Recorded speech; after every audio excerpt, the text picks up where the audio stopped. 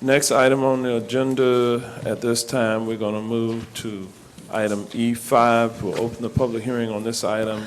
We're going to call on Taylor Jones, Chief Planner from our Planning Division, who's going to come forward and frame this item. All right, Mr. Jones, you're recognized. All right, bear with me as the PowerPoint comes up.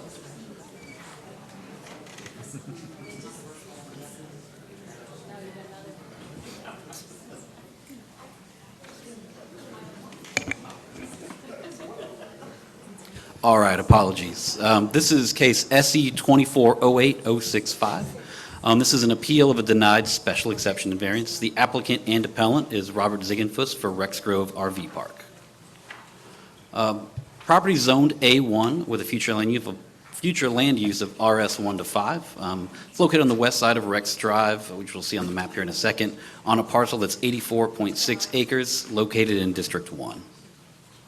And the request is special exception and variances in the A1 district as follows. It's a special exception to allow an RV park with 249 campsites, and then 3 corresponding variances. All of the variances are to allow accessory buildings to be closer than 75 feet from campsites. So the overall request is to allow the use of an RV park, and the variances go with the site design. There's a location map, so we're on the very far west side of the county. West of our property is Lake County. So north of McKinney Road, and then west of both the 429, Avalon Road, and Rex Drive. So there's a zoning map. All the green you see are agriculturally zoned properties, and that red crosshatching you see is the Lake Avalon Rural Settlement. And all the pink areas you see are properties that are zoned planned development located in the Horizon West area. Overall area, kind of helps to zoom out because it's such a big parcel. You can see it there. To the north of this parcel is a landfill, and to the south is a county rib site. And then this is an enhanced aerial, so you can see on the subject parcel, the kind of front half on the east is an old orange grove, and on the west half in the back is a timber tract.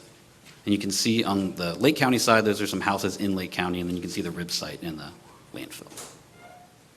So this is a site plan for the proposed RV park. You can see Rex Drive over there.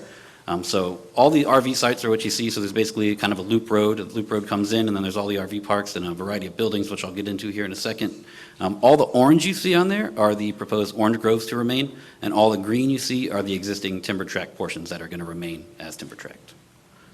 You can see there's a variety of buildings on site that kind of support the RV park. So it's RV park with these kind of ancillary amenities, including pool and clubhouse, museum and core farm area, maintenance barn, water treatment area, a registration building, and then there's some rec areas like a dog park and a sport court, and then an additional adult amenity area, which includes a pool. And then there are these 3 kind of restroom shower buildings. Those are what the subject variances are for. You can see highlighted in yellow there. That's where the setbacks are less than 75 feet. This is the landscape plan. There's a required buffer around the perimeter of the site, which the applicant would be providing. It's highlighted in green there. And they'd be putting in some landscaping where there's parking areas, as code requires. These are some building elevations. So all the elevations kind of have the same style. They're all designed to kind of this farm look. So that's the registration office and club barn. This is the RV amenity center. This is the adult amenity center clubhouse. The restroom and laundry buildings, there's 3 of these. This is a museum and discovery center. This is a maintenance barn. These are some site photos. So this is standing directly in the middle of Rex Drive, looking west, basically at the front of the property. You can see that front part you can see where the orange grove is. And then you see the trees kind of in the back. That's basically the back half. So that's kind of the halfway line of the overall property. This is looking north down Rex Drive. So if you kept going down that road, you'd end up at the landfill, and it goes into the residential portion of the rural settlement, subject property on the other side of that fence. This is looking south down Rex Drive. On the right side, the subject property. If you kept going down this road, you'd run into McKinney. This is kind of standing in the middle of the property, looking to the north. So basically right at where the tree line starts. Looking north, you can see there's the landfill there. And this is all the way on the north property line, so basically the side property line, looking toward the west. Other side of that fence, that's the landfill. And this is all the way at the south property line, so the other side of the property. On the other side of that fence is a county-owned rib site, and that's looking west towards the back of the property. This is the very southwest corner, kind of looking into Lake County, so that's some development occurring in Lake County.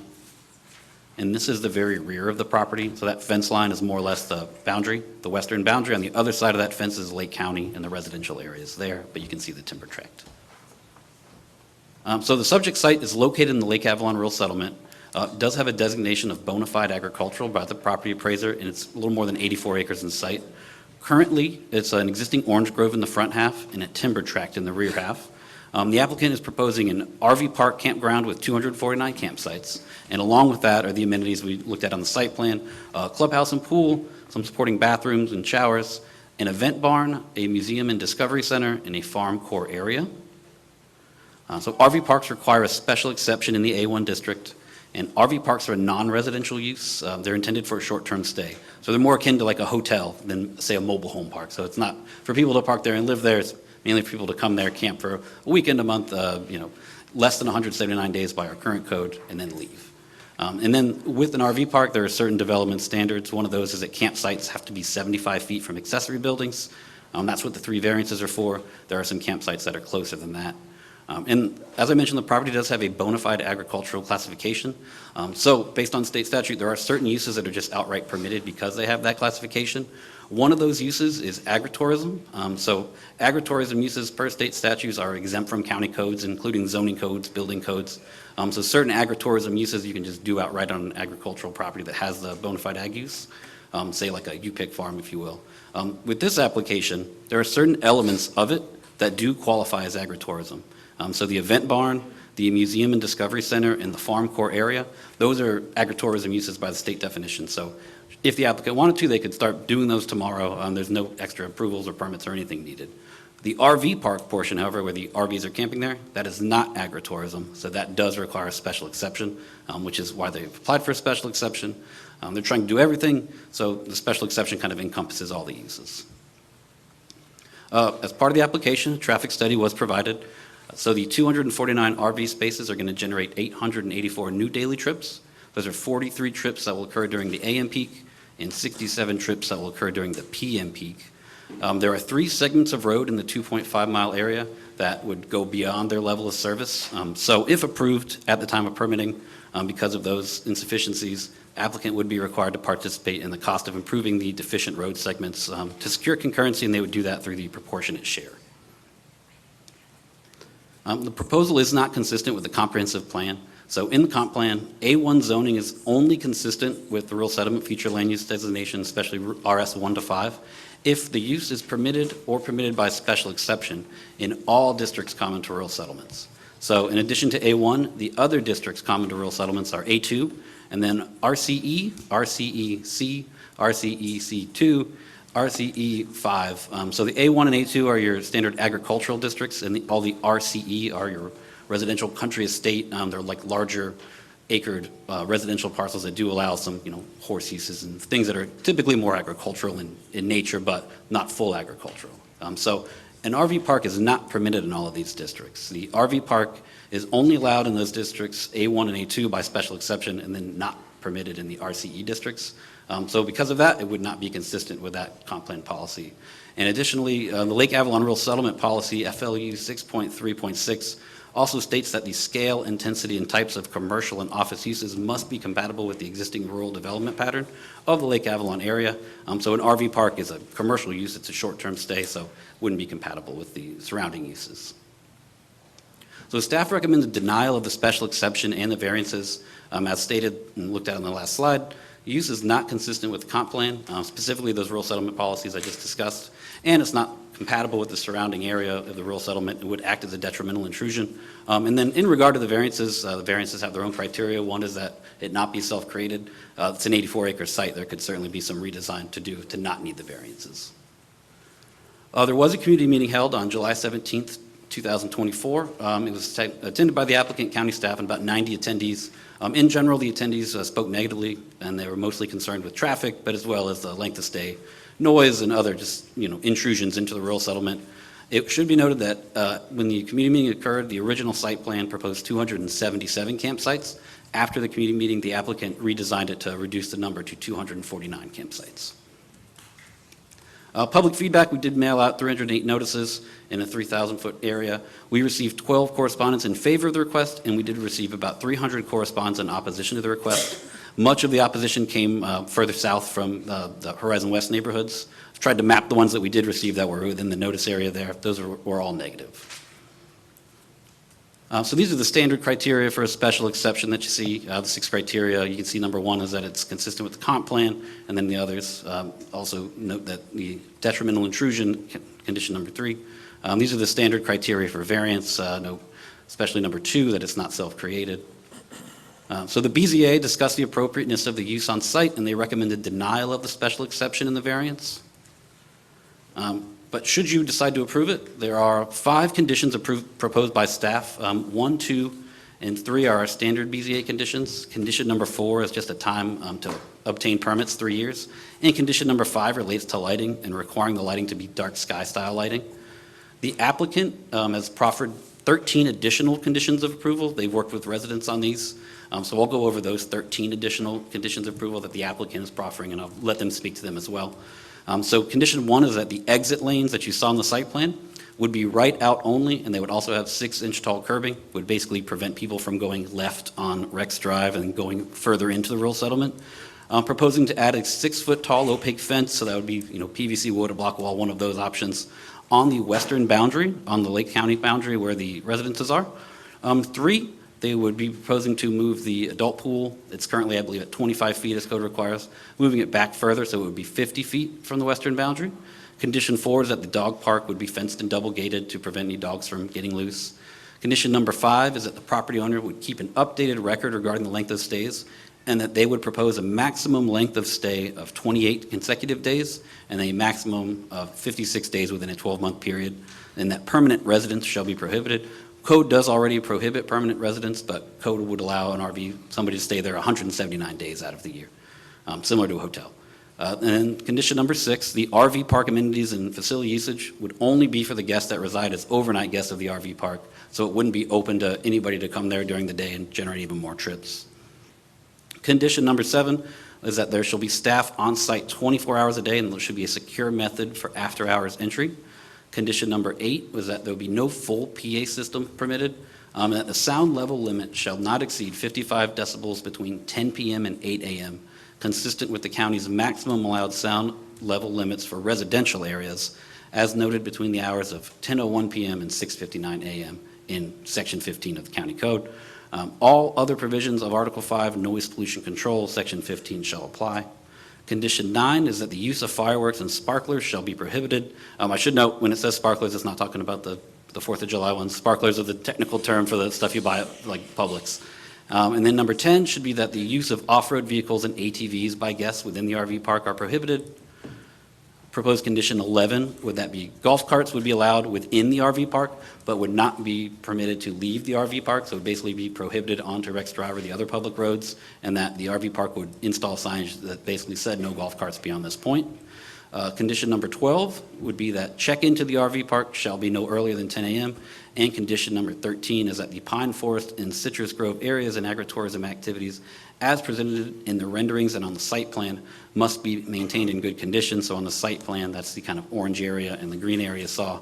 So what they're showing to preserve must be preserved and maintained. So the requested action would be either to deny the applicant's request or approve the applicant's request with the presented conditions. I'm here for any questions. All right, stand by. Is the applicant on this item present? All right, representative is coming forward. Sure, thank you, Mayor. I have a presentation that you may need a minute to pull up.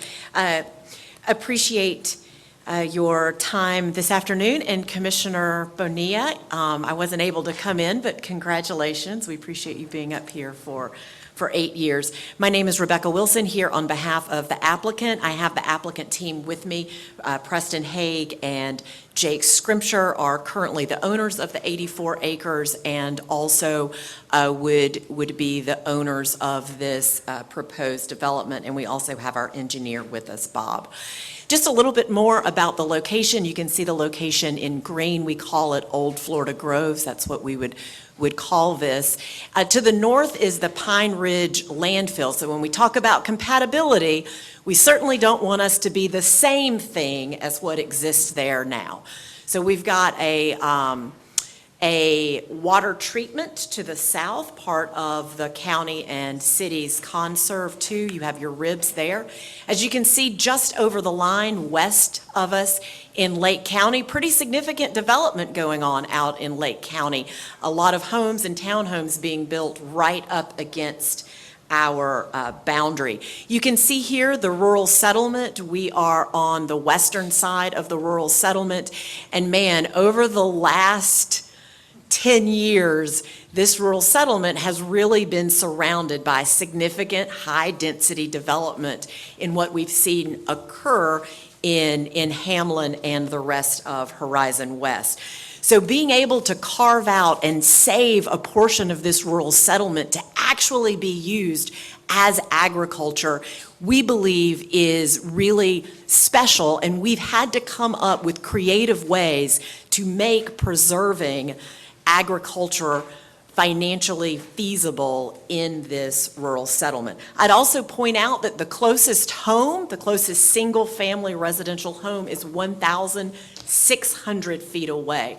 Directly across from us to the east, that property is still in ag, and then you have some of the ribs. Our vision here is really to create an agritourism campground. As staff explained, this piece of property qualifies for agritourism, which is exempt from county permitting, and we can do just through the state. What we're adding to that is this idea of having a high-end luxury campground so that people can stay on this piece of property and use these amenities. It also means that these amenities and the agritourism portions of this are for the exclusive use of people who stay here overnight.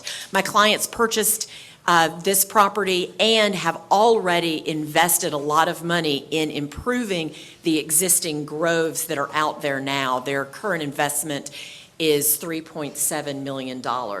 So this is the first time I've ever had a project that has a 40-acre buffer in the front of it. Usually we're talking about how many feet away something is.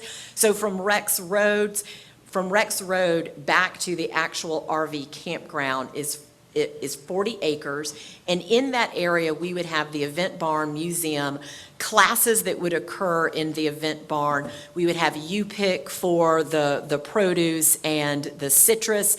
We would hold seminars in these different event areas. As you can see, then to the south is where the RVs would enter, and the checkout checkout is also there at number 15. At the very edge of between the citrus groves and the timber is where we have one of the amenity centers that serves the RV campground. And then we're just cutting these RV sites in under that significant amount of timber that's currently out there. And we also agreed during the BZA to remove any of the requests for variances, so we don't need those. We also agreed, as you heard staff state, that we would move the quiet pool so that it is 50 feet away from that western boundary. And then also, as described, there is a buffer and a fence along the western boundary, and then a landscape buffer to the north. I think what's really important to emphasize is, in a day and age that we talk a lot about flooding and how much impervious surface there is on projects, this has over 70% remaining as pervious open space. Just a little bit about what we're trying to do here. We want to conserve the trees that exist, preserve that ag out front. We want to be good stewards of a low-impact development and really bring people to this site to learn more about agriculture in Central Florida. These are some of the renderings. When you're going along Rex Road, we want it to look just like it does now so that you see the orange groves, we'd have a split rail fence. This is what it would look like as you're pulling in towards the farm core area that has the agritourism. This is a bird's eye view of that. And then this is a rendering of how the RVs would be cut back under those trees and someone walking over to enjoy the amenities. We also have examples of the rural character of the improvements and signage and landscaping that we would like. You saw some of that in the renderings that were included for those agricultural buildings. I think that I maybe have not done a very good job, maybe at the Board of Zoning Adjustment, in really trying to describe what these luxury RV campsites are like throughout the country. And they are not necessarily sort of what we may think of when we think of kind of the older RV campsites. But, we are modeling it after these types of high-end campsites, and we're trying to attract people who are interested in taking a vacation and learning about agriculture and kind of enjoying a weekend back nestled in the forest. So some of the concern that the staff had was about compatibility. I would offer to you that visually, unless you're staying with us, you're not going to see these RVs. So this is standing on McKinney Road looking north across the county's property. As you can see, the timber line there, that is where the pine forest is located. This is if you're on Rex Drive. When you're looking across those 40 acres, you can just barely see the tops of those pine trees. So when we look at your comprehensive plan, I mean, it's great for lawyers because it's several thousand pages and you're able to pick and choose things that make your point, right? So the comp plan policies I chose also happen to be the comp plan policies that were that staff used in the Special Hearts Farm. These are actually snipped from that staff report. So when you look at 8.2.11, compatibility is not necessarily determined to be the land use that is identical to those surrounding it. You can look at other factors, including the design attributes. So bringing this as a special exception, you all can place these conditions and hold us to the site plan that gives a type of physical integration that makes us compatible with the surrounding rural settlement. Again, it talks about performance restrictions that can be placed on properties to make them compatible. And then I had never even seen these, but I thought they were great, about Orange County promoting agribusiness. That is exactly what we're trying to do here.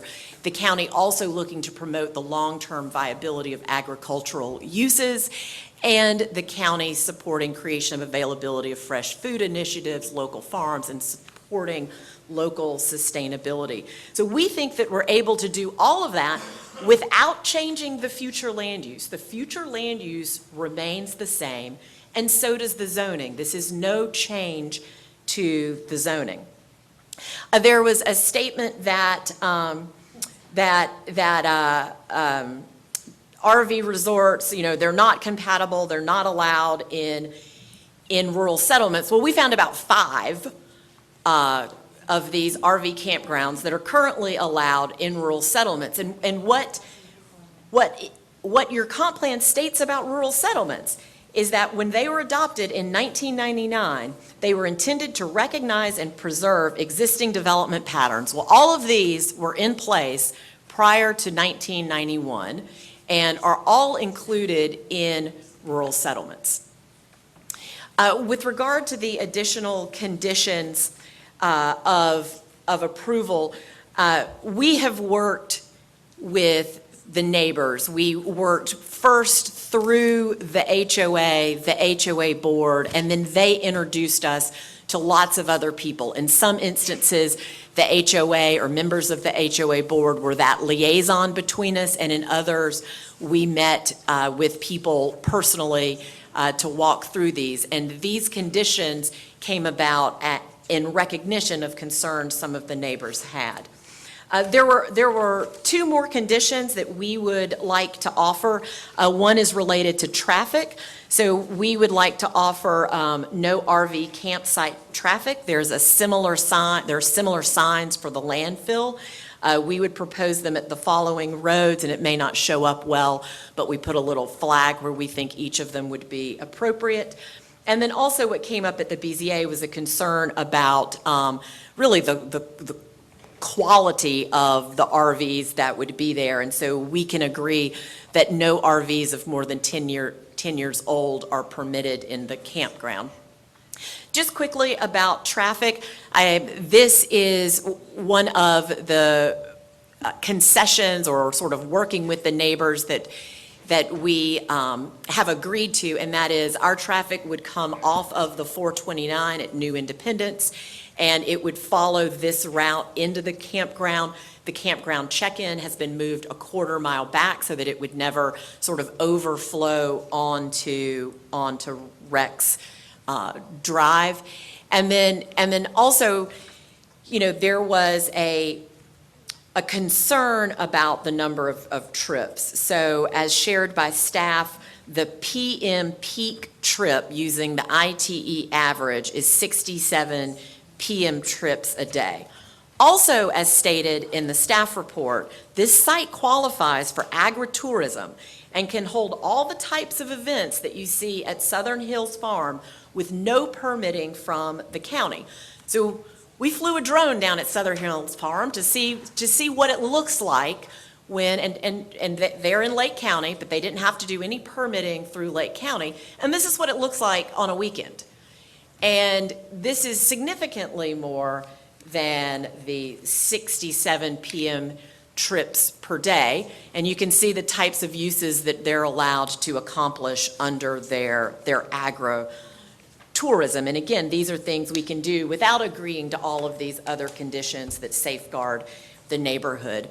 I appreciate your time. Happy to answer any questions that you all have. As you know, my client's requesting a special special exception in the ag zoning to make an investment of approximately $30 million to improve and maintain existing agriculture on a property which we believe is consistent with the rural nature, specifically of the Lake Avalon rural settlement. I'm happy to answer any questions you all may have. All right, thank you, Ms. Wilson. If you'll stand by. Do we have members of the public present who wish to be heard on this item? We do, Mayor. We have 4 speakers for this case. All right. Each of the speakers will be given 2 minutes, and we can start with those in the order in which you received them. All right. Our first speaker is Lori Forrester. And Lori, it looks like you have 1 minute donated from William Shreen. William here? Perfect. Gotcha. Thank you, sir. After Lori, it's going to be Mark Mansfield, Crystal Seidel, and Jane Ferguson.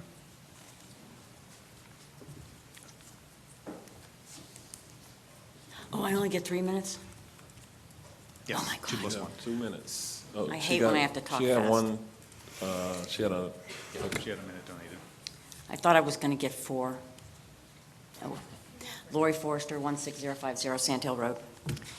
Our goal is to keep the Lake Avalon rural settlement as rural as possible. And while an agritourism facility coupled with a campground may sound counter to this goal, I believe this is one of the best uses for this parcel compared to the other permissible agritourism options that would not require a special exception, or to have that parcel become a subdivision where other types of permissible development, like a borrow pit.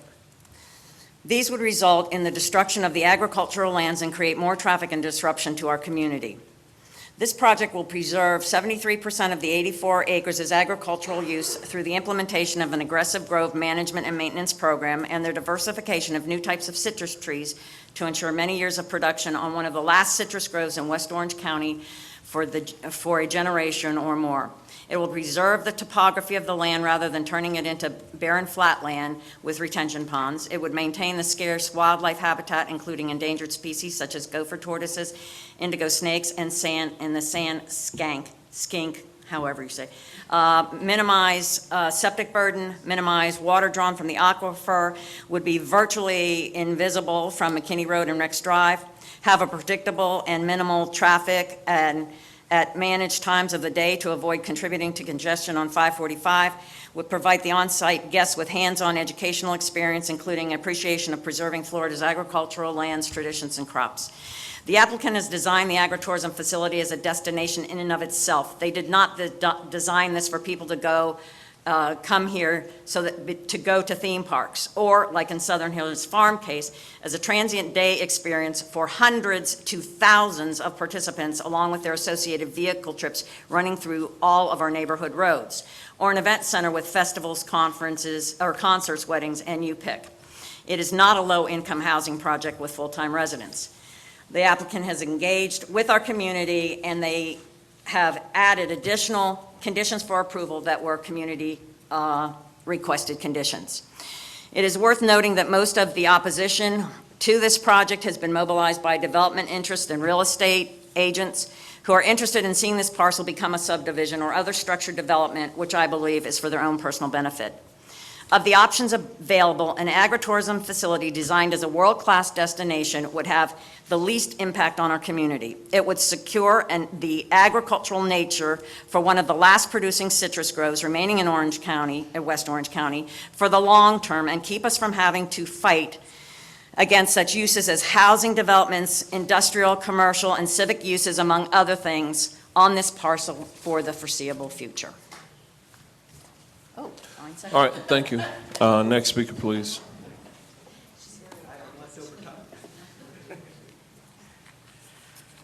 Good afternoon. My name is Mark Mansfield, 16362 Sand Hill Road, Winter Garden, Florida.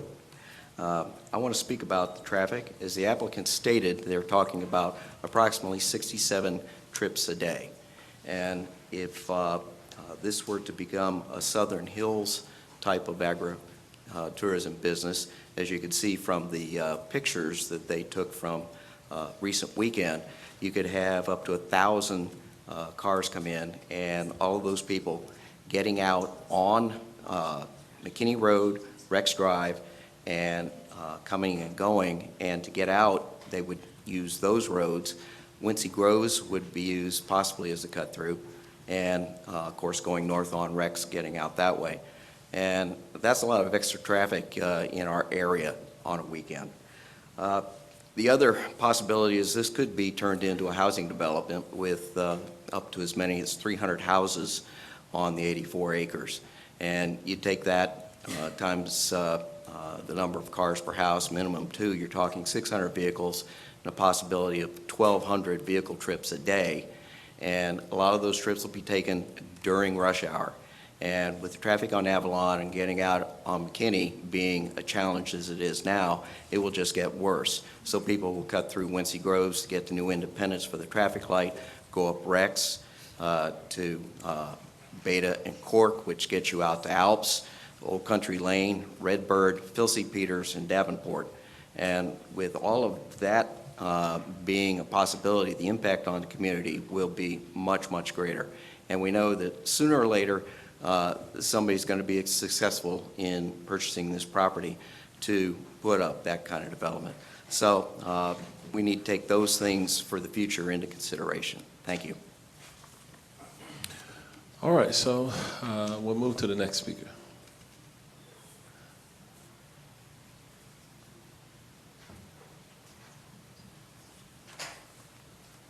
Hello, my name is Crystal Seidel. I live at 17133 Alp Street in Winter Garden, Florida.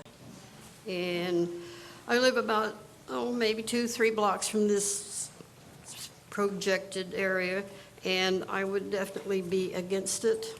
I just don't think our area needs an RV park. I don't care if there's 3 others in other rural settlements. I also wanted to know if they were already in the rural settlements before they were established or not, and I could never find that out. And it also says here that the landfill is not a residential use. Well, that's true. The landfill that they're right beside is a closed class 3, thanks to our getting together and saying it smelled too bad and we didn't like it, so we closed that one. But have the construction and demolition right next to it, and that one smells too.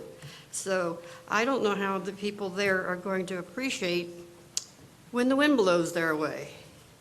Thank you. All right, thank you, Ms. Slidell. Next speaker, please. Hi, my name is Jane Ferguson. I live at 17701 Davenport Road within the rural settlement, and I'm here to speak against the RV park. I am a longtime RVer, and I love campgrounds, and I love going places, but 249 campsites is huge. That's a very large campground, and the place for those is on a commercial strip, like the ones in Winter Garden that are on Highway 50. That's a perfect place for something like that. This land can stay agricultural. That's also a possibility. I'm really not into fear-mongering. So I don't like the idea of, well, we have to accept this or it's going to be worse. This definitely is not an agritourism overall kind of a place. If you do a quick Google search, you'll see agritourism as different kind of farms and ranches that have maybe 2 or 3 campsites on them, not 249. 249 is absolutely just a commercial, trying to make a lot of money kind of place. And as much as they try to say that people are going to come there and just stay put and watch the citrus grow and learn everything else they have to learn there, they're going to be 15 minutes from Disney World, the happiest place on earth. Reality is there's going to be 249 trips out in the morning, 8 a.m., to get to the theme park, and then again back at the end of the night, whether it's in their RV or the cars they tow behind their RVs or Uber or Lyft. That's what people are going to use this place for. And that is not congruent with the rural settlement. I go out for a walk, I see horses, cows, donkeys, goats. I don't want to see 249 cars coming in and out of our rural settlement. Thank you. All right, thank you, Ms. Ferguson. Do we have any other speakers? We have no more registered speakers, Mayor. All right, with that, I'll go back to the applicant or representative for any potential rebuttal comments. Mayor, I appreciate it. Just with the last speaker, I just wanted to know that we're trying to accomplish the same thing. We're trying to make this so that when she continues to drive on Rex Drive, she doesn't see anything, that it remains 40 acres in citrus, and that's what she sees when she goes down it.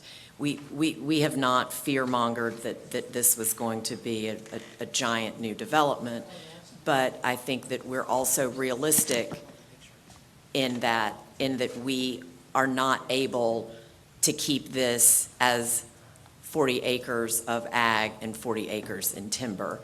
And it can be developed currently as homes. And if that's what we're forced to do, then it will become just one more subdivision in West Orange. And all those groves go away, all the timber comes down, and what you'll see is the side of somebody's house. So we're trying to come up with a creative way to do something, like I said, to keep this as a financially feasible agricultural piece of property. And happy to answer any other questions that you all may have, and I appreciate your time. All right, thank you, Ms. Wilson. If you'll just stand by, we're going to close the public hearing at this time, and we'll go to the district commissioner for a potential motion. So kind of understanding the concerns that are continuing to a little bit bubble up. I know that you all have done an incredible job. The applicant here could not be in any more stark contrast to my last case, because you've been out there and out there and out there, and you've been back to me and you've been asking what are the concerns, what are the issues, and you've removed things. But hearing, and I do think it's a valid concern, the number of sites. Is there any wiggle room in being able to drop that number of sites in order to be able to kind of alleviate some of that concern? We can drop the number to 199. Okay, from 240. Okay. With that, I would like to make a motion for approval with the Second, listed you read me? conditions. All right, there's a motion and a second. Just for clarity, so the motion, and Becky, you agreed to drop the variances, right? Yeah, what is? So I think what we need, Georgina, what we need to alter it to just be an approval of the special exception, No variances. no variances, and then specify the number. Yes, so the motion would be approving a special exception to allow an RV park for 199 And then, campsites with no variances. And then as far as the conditions, we have the first 5, and then they're numbered in this PowerPoint, the additional 13, or numbered 1 through Yes. 13. Those would get renumbered, 1 would become 6, and so on and so forth. Yes. Condition number 1 would just need to be modified, because the reduction in the number of units is going to require a modification to the site plan. So condition number 1, just the first part would be modified to, development shall be in accordance with the site plan dated July 22nd, 2024, as modified to reduce the number of units to 199, remove any variance requests, and relocate the quiet pool to meet the condition as it's written in there. I think it's condition number 8, or, yeah. So it would just be a modified condition number 1. Let me ask you a question also. I know when I was briefed, I think there was some issue regarding septic that, I was told that these RV units wanted to be on septic, but that was not allowed pursuant to code, and that they wanted a package plan, I think, which also was prohibited. So how are we going to deal with that? I'll let Dale speak to that for a county standard side. Yeah, we would need to look at the variance for the septic tank issues, but it could be through septic tank, it could be through a package plant. I know they would still need to run water service out to the site, but those items would really be addressed through a development plan submittal then, because this is really more of a commercial operation. Okay, you aware of that, Commissioner Wilson? Well, and presumably advanced septic would be required. I was told that there were some issues even with advanced septic, with a package plant. That was the verbiage that I was told that, but that was also prohibited by code. And if it's prohibited, what are we doing here? Are we going against our own code in this regard? Well, we would need to address this at the development plan stage, which we're not at yet. Okay, right so now. if we take action today, we're not saying that we're approving septic or, yeah, That's correct. At this point, we're just giving them the special exception. okay, you understand that? I do understand that, yeah. I mean, I think there's obviously a lot of parts of, okay, I'm seeing a finger up from utilities. Hold on. Andrews, you come, Let me see if I can clarify. I think the comprehensive plan does not allow package plans in Orange County. It allows I'd rather have temporary. advanced septic. Pardon me? Yeah, oh, go ahead, I'm sorry. It allows, does not allow permanent package plans. It allows interim package plans, so long as they have dry lines, an agreement to connect to sewer, and prepayment of capital charges. But being that this is in the rural settlement, there cannot be sewer. Therefore, you cannot have the permanent, you cannot have an interim, because the interim means that you're going to connect to sewer, and it's in the rural settlement. So from my perspective, I don't believe that this can be on a package plant. However, commercial development, I believe, can be on a septic tank so long as the development is connected to central water. and can we connect the central water? That's a lot of, That's a long 199, distance. that's still a lot of units to try to be talking about So I just being don't know on what the septic. plan is, but I'm just saying, the way that it can happen is, as far as I understand, Dale, is on septic tanks with central water. But And are we able to get central water there? That's still a lot of units on septic, that's what I'm saying. Okay, all right, Ms. Wilson, you got a response to that? Yes, Mayor, I do. My first response is this application had been pending for, I think, about 6 months with the county, and we had proposed a package plant. In fact, that was discussed at length at the community meeting that we all attended. And it was actually never really brought to my attention, but mentioned to me late Friday afternoon that there may be issues with that. And so since Friday afternoon, we've been trying to work through that with your staff. So we understand today that what is being approved is the special exception, and that we will need to deal with utilities. I'd also like to mention, just directly from Special Hearts Farm, which has considerably much more development on its site, they also do not have water. They also do not have wastewater. And their condition says, or the staff report says, the applicant has stated in their justification statement that wastewater will be treated by an advanced septic tank system, which may be a distributed water treatment service by permit under FDEP. So if it works for them, I'm sure it'll work for us, and we'll go that way. All right, this isn't about Special Hearts Farm, but. But Mayor, they're also in the same rural settlement. Let me ask staff to respond, because I don't recall 199 units of individual units trying to access septic or sewer or water. So what's with Special Hearts Farm? Are we comparing apples to apples here? I'm not sure if we're comparing apples to apples, but as far as the distributed wastewater systems, I'm not sure whether that's going to be approved for the special farms. We're not supporting distributed wastewater systems in Orange County as of today. I know a septic tank is one thing, but distributed wastewater systems are currently not approved in Orange County. Excuse me, on Special Hearts Farm, that was under the city of Apopka's program, not Orange County's. They agreed to that septic type system through the city of Apopka. That wasn't Orange County. Okay, Commissioner Wilson, are you still prepared to move forward? I want you to understand the complexities here. No, I do, and I appreciate that you're keeping an eye on these things, because I think they're really important.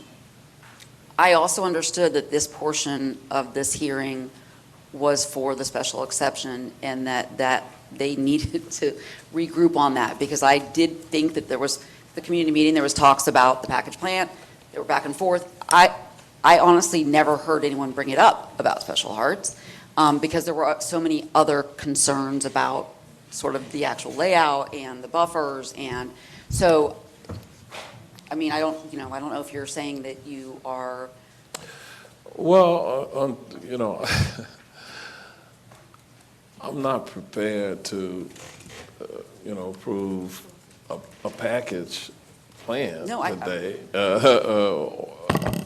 So today is not approving it. Yeah, It no, still I have to go So, to the- so as long as there's no action today, they can work to try to figure out what they're going to do that meets our code. I am not supporting I agree. waiving our code I agree. in that regard. I agree. So as long as something can come back to the board that the board can specifically look at as it relates to the water and wastewater and sewer and septic, okay, that burdens on you all to work with the developer to bring something back that meets with our approval in that regard. Okay, so, all right, Commissioner Wilson, there is a motion and a second. I forget who was, No, who was, 'cause it has to come who was the seconder on Commissioner Wilson's, Commissioner Uribe is the seconder on the motion. So with that, all in favor, let it be known by saying aye. Aye. Opposed, no. All right, the motion passes with the clarity that we offered. All right, with that, we're going to move forward to